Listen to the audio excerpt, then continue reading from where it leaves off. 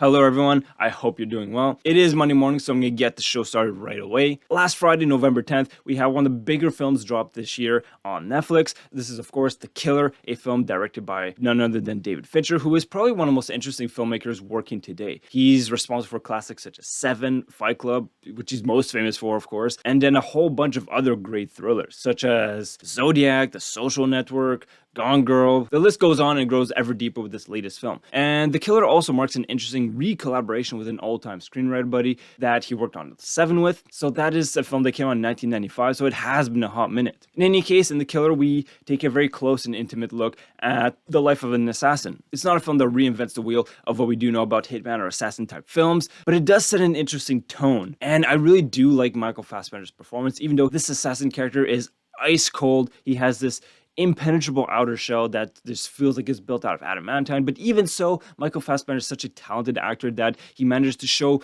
the emotions subtly bubbling beneath that layer. And it really is such a physical performance to see him doing yoga while he's waiting for his assassination target to arrive. And indeed, I think the process is the part that I find one of the most fascinating elements of the film. We see a very layered, detailed element of how he prepares for a job and how he escapes a job, how he literally cleans up all the evidence and becomes a ghost. And indeed, this meticulous nature, I couldn't help but make comparisons between David Fincher himself, who is notorious for being a perfectionist director who would redo 50 to 100 takes on a single scene to just get it perfectly exactly the way he had it in his vision. This is so apparent to me when the killer is narrating scenes for us and explaining his vision, his ethos of assassination, and this perfect vision, which when we actually see this replicated on screen, we see that things don't go exactly according to plan all the time. So that it is an interesting internal conflict. On top of that base narrative layer that we have, I think in terms of aesthetics, as always, David Fincher films are just immaculate in terms of cinematography, composition,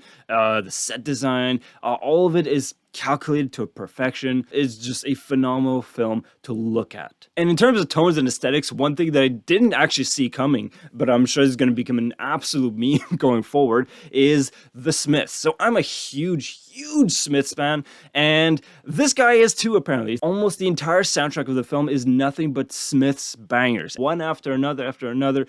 Yeah, I had a blast just jamming with this psychopath killer at the same time. So that was an unexpected pleasure, but another unexpected pleasure, so I praise Michael Fassbender on his performance, which is a given, and maybe it shouldn't come as such a surprise, but Tilda Swinton has a moment in the film, one scene specifically, and she absolutely knocks it out the park. What a fantastic scene. Now, though, there is some very powerful aesthetic elements to it that I really do vibe with. I don't think this is exactly David Fincher's best film. There is this hollow element that I have a hard time identifying what exactly bothers me about it. Perhaps we just learned so little about the character, which on one hand, I do appreciate this ghost-like archetype that we have here. He indeed just has no personality, no emotion, no history, no real name either, which is kind of a running gag. It is fascinating, this whole meticulous lifestyle he's built for himself, but it's really hard to attach ourselves to him as a protagonist. And there are also, I don't want to go into spoilers, but there are some elements I feel that are